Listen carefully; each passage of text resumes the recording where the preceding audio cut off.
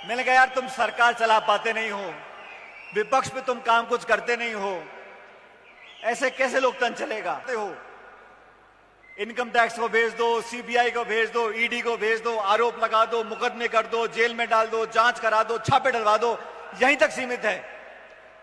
आपने कोई संघर्ष कभी किया नहीं। आप झूठ और फिर फैलाने में माहिर हो, समाज में लोगों को लड़काने का काम करते हो, भड़काने का काम करते हो। कभी किसी भाजपा के नेता ने आज तक जोड़ने का काम किया है? समाज को, जाति को, बिरादरी को, धर्म को, अलग अलग लोगों को जोड़ने का काम किया है? जहां जाते हैं पूरा काम बिगाड़ के आते हैं। फिर कांग्रेस के लोग जाएंगे, मामले को समझाएंगे, मरहम लगाएंगे, भाईचारा पैदा करेंगे, एक दूसरे में प्यार की मोहब्बत की बात करेंगे। ठीक वही बात जो राहुल जी बोलते हैं। जनता पार्टी की सरकार ने केंद्र में जो शासन दिया है 9 साल का, वो हम सबके सामने है। आप कितने भी विज्ञापन छपवा लो, कितने इश्तिहार दे लो, कितने अखबार में ऐड दे लो, लेकिन हकीकत छुपी नहीं है। हर विपक्षी दलों की एकजुटता हमें देखने को मिल रही है। कांग्रेस के कार्यकर्ताओं में जो ऊर्जा देखने को मिल रही है और भाजपा के नेताओं में जो घबराहट देखने को मिल रही है, वो कर्नाटक के चुनाव के बाद देखने को मिली है। तो कर्नाटक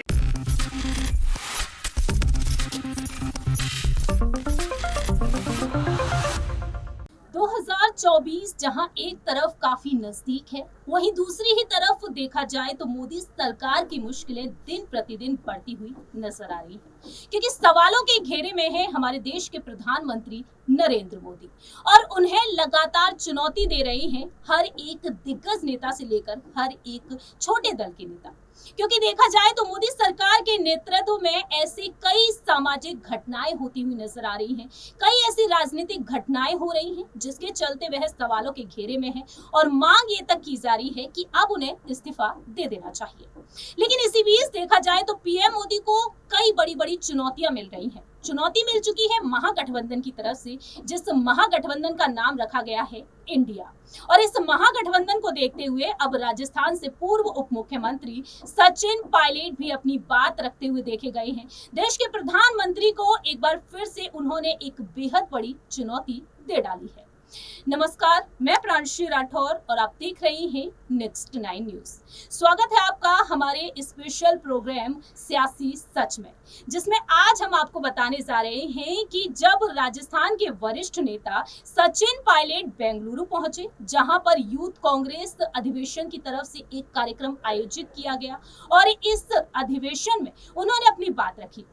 दरअसल आपको बता दें, यहाँ पर इस मोर्चे का खास नाम ये रखा गया है कि बेहतर भारत की बुनियाद, और इसको ध्यान में रखते हुए अब पीएम मोदी पर उन्होंने हमला बोल दिया। डंके की चोट पर उन्होंने बात रखी। पीएम मोदी की सरकार पर उन्होंने आरोप लगा दिए कि आप यूसीसी के बहाने यहाँ पर बात आगे बढ़ा रहे हैं, आप सीबीआई ईडी लेकर चल रहे हैं, कभी अमित शाह आ जाते हैं, कभी यहाँ पर देखा जाए तो पीएम मोदी आ जाते हैं। ये बातें वह पहले भी रखते हुए नजर आए हैं, लेकिन अब उन्होंने पीएम मोदी पर जमकर तंज कसा है। क्या कुछ कहा है उन्होंने, सुनिए। आज जो हमारे विपक्षी दलों की एकजुटता हमें देखने को मिल रही है, कांग्रेस के कार्यकर्ताओं में जो ऊर्जा देखने को मिल रही है और भाजपा के नेताओं में जो घबराहट देखने को मिल रही है, वो कर्नाटक के चुनाव के बाद देखने को मिली है। तो कर्नाटक के मतदाताओं को मैं इस मंच से बहुत बहुत धन्यवाद देना चाहता हूं कि आपने पूरे देश और पूरी दुनिया को ये संदेश दिया है कि कोई कितनी ताकत लगा ले, कितने इंजन की सरकार बना ले, लेकिन सबसे पहला डबल इंजन हमने फेल किया था हिमाचल प्रदेश में और दूसरा डबल इंजन फेल हुआ है कर्नाटक में। अब सारे इंजन फेल करने हैं, चाहे वो मध्य प्रदेश के हो, चाहे तेलंगाना के हो, और साल के आखिर में जिन 4 राज्यों में चुनाव होने जा रहे हैं, मुझे लगता है कि यूथ कांग्रेस से, युवक कांग्रेस से सभी लोगों को बहुत उम्मीद है। पिछले कुछ सालों में जिस सक्रिय रूप से यूथ कांग्रेस के नेताओं ने, साथियों ने जिस जज्बे से, जिस जज्बात से काम किया है, मैं सचमुच पूरा देश इस बात का कायल है। जब मुश्किल समय आता है, जब कठिनाई आती है, जब बाढ़, भूचाल, कोरोना, जब भी इस प्रकार की विपत्तियां इस देश में आई हैं, यूथ कांग्रेस के साथियों ने बखूबी उस काम को निभाया है। मैं जानता हूं हम में से यहां बहुत सारे साथी जो यूथ कांग्रेस में थे या रह चुके हैं, आज कोई पार्षद है, कोई मेयर है, कोई विधायक है, और आप सब लोग उम्मीद करते हो आने वाले समय में हमको भी कुछ न कुछ जिम्मेदारियां मिलेंगी। मैं ऐसा मानता हूं कि अगर आप त्याग, तपस्या, समर्पण भाव से काम करोगे तो एक ना एक दिन ना सिर्फ आपके सपने पूरे होंगे, लेकिन संगठन के माध्यम से जो परिवर्तन हम करना चाहते हैं देश में, प्रदेश में, राज्य में, समाज में, उस काम को हम कर पाएंगे।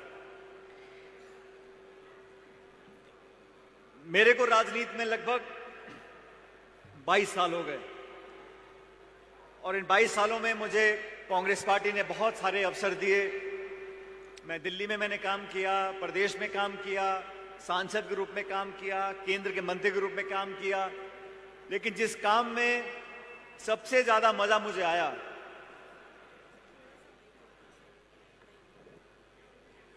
अब ठीक है, जिस काम को करने में मुझे सबसे ज्यादा आनंद आया, सबसे ज्यादा संतोष मुझे अगर मिला तो मेरे वो 5 साल जब मैं प्रदेश कांग्रेस कमेटी का अध्यक्ष था, राजस्थान में विपक्ष में हम लोग थे, वो 5 साल। और ये बात मैं इसलिए कह रहा हूं क्योंकि मुझे कभी भी यूथ कांग्रेस में किसी पद पर काम करने का मौका नहीं मिला, क्योंकि कुछ ऐसा संयोग बना कि बहुत कम उम्र में मुझे चुनाव लड़ने का मौका मिल गया और मैं 26 साल की उम्र में लोकसभा का सदस्य बन गया। जब यूथ कांग्रेस में मुझे काम करने का मौका नहीं मिला, लेकिन उम्र मेरी 30-32 साल की थी जब मैं प्रदेश अध्यक्ष बना 2014 के जनवरी में। अब मैंने कहा जब मुझे यूथ में काम करने का मौका नहीं मिला तो मैंने पीसीसी को यूथ कांग्रेस बना दिया और फिर हम लोगों ने 5 साल तक वसुंधरा राजे की सरकार थी। वसुंधरा जी को बहुमत था 163, 200 सीटों में से 163 उनके विधायक थे, 25 के 25 सांसद थे, नरेंद्र मोदी जी नए नए प्रधानमंत्री बने थे, तो बहुत विपरीत परिस्थितियां थीं उस समय। प्रदेश के नौजवानों ने, और मैं इस मन से बोलना चाहता हूं, उस समय हमारे जो यूथ कांग्रेस के साथी थे उन्होंने मेरे साथ कंधे से कंधा मिलाकर जो संघर्ष किया, आज उसकी बदौलत हम लोग मजबूती से खड़े हैं हमारे प्रदेश के अंदर और देश के अंदर। वो जो धरने थे, भूख हड़ताल थी, लाठीचार्ज था, जेल में गए, डंडे खाए, लाठियां खाई, खून पसीना बहा, लेकिन उस मेहनत करने से जो जज्बाती एकता, जो भावनात्मक जोश के अलग अलग कोनों से आए हो, इस बात को समझ लो कि आने वाला समय इंडिया का है, हम सब उन लोगों का है जो विपक्ष की आज पार्टियां हैं, लेकिन आज का विपक्ष आने वाली सत्ता वाली पार्टी है और कांग्रेस पार्टी वो दल है जो देश में भाजपा को चुनौती देकर हरा सकता है। हमारे क्षेत्रीय दल, उनको हम साथ लेके चलेंगे, लेकिन कश्मीर से कन्याकुमारी तक 543 लोकसभा क्षेत्रों में अगर कोई झंडा, कोई कार्यकर्ता, कोई मतदाता, कोई समर्थक है तो कांग्रेस पार्टी का है। और आप लोगों के ऊपर बहुत बड़ी जिम्मेदारी है। आप अगर उस जज्बे को और बनाए रखोगे, अभी 4-5 महीने के बाद विधानसभा के चुनाव हैं और 10 महीने के बाद लोकसभा के चुनाव हैं। भारतीय जनता पार्टी की सरकार ने केंद्र में जो शासन दिया है 9 साल का, वो हम सबके सामने है। आप कितने भी विज्ञापन छपवा लो, कितने इश्तिहार दे लो, कितने अखबार में ऐड दे लो, लेकिन हकीकत छुपी नहीं है। हर मोर्चे पर सरकार फेल है, लेकिन जनता को इस बात का एहसास कराना हम लोगों की जिम्मेदारी है। हम लोग विरोध करते हैं, हम लोग वैचारिक विरोध करते हैं, नेताओं का विरोध करते हैं, नीतियों का विरोध करते हैं, लेकिन हमारी भाषा हमेशा मर्यादा में रहती है। हम विरोध भी करते हैं तो उन शब्दों का प्रयोग करते हैं जो एक मंच से हम लोग बोल सकते हैं। और केंद्र की सरकार के साथी किस भाषा का प्रयोग करते हैं? आज जो मणिपुर की घटना घटी, पूरे देश में आज लोग जवाब मांग रहे हैं, जवाब देने को कोई तैयार नहीं है। आज नौजवान परेशान हैं, समाज में आज आक्रोश पैदा हुआ है, महंगाई चरम सीमा पर है, लाखों लोग देश छोड़ के जा रहे हैं, लेकिन जवाब देने को तैयार कोई नहीं है। भाजपा के किसी साथी ने झूठे मुंह ये नहीं बोला कि महंगाई कम करने की कोशिश भी करेंगे। हर मोर्चे पर जो सरकार फेल हो, उसको बेनकाब करने का काम युवक कांग्रेस का है, आप लोगों का है, हम लोगों का है। और मैं इस मन से बोलना चाहता हूं साथियों, अपनी बात को रखना, मुद्दों के लिए संघर्ष करना, नौजवानों की बात को रखना, ये आपका मेरा हम दोनों का धर्म है और कर्तव्य है। लेकिन जब सामने से चुनौती आती है, और मैं भाजपा के साथियों को बताना चाहता हूं, तुम कितना जोर लगा लो, कितनी कोशिश कर लो, कांग्रेस के भला के छोड़ेंगे हम लोग।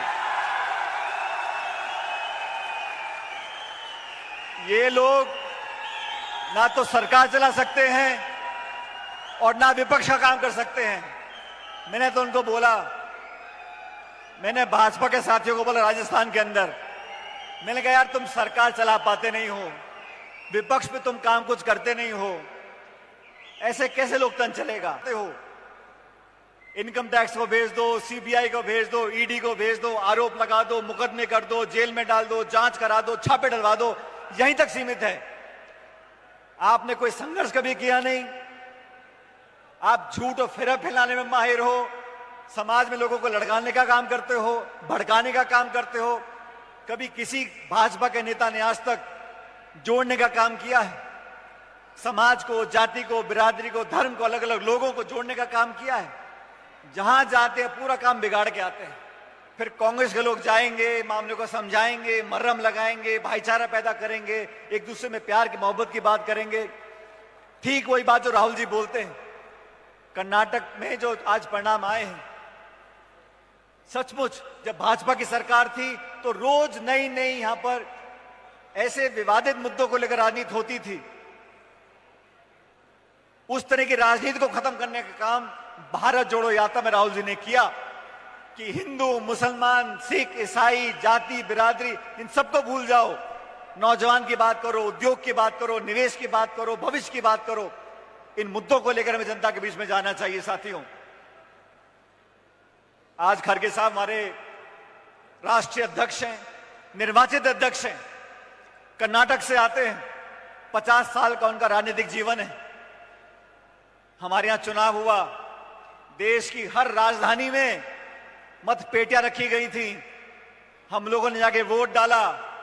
डॉक्टर थरूर खड़े हुए थे, दूसरे उम्मीदवार, उनको कुछ वोट पड़े, भारी बहुमत से खड़गे साहब जीत गए और अखिल भारतीय कांग्रेस कमेटी का नया अध्यक्ष आदरणीय मल्लिकार्जुन खड़गे जी बन गए। मैं तो भाजपा से पूछना चाहता हूं, ये नड्डा जी अध्यक्ष बने कैसे? इनका नामांकन किसने भरा? इनको वोट किसने डाला? इनके सामने कौन खड़ा था? 4 लोग कमरे में बैठकर अपनी गोटी फिट कर लेते हैं और फिर कांग्रेस पे आरोप लगाते हैं। हमारे यहाँ चुनाव यूथ में हो रहा है, एनएसयूआई में हो रहा है और अखिल भारतीय कांग्रेस कमेटी में चुनाव हुआ है।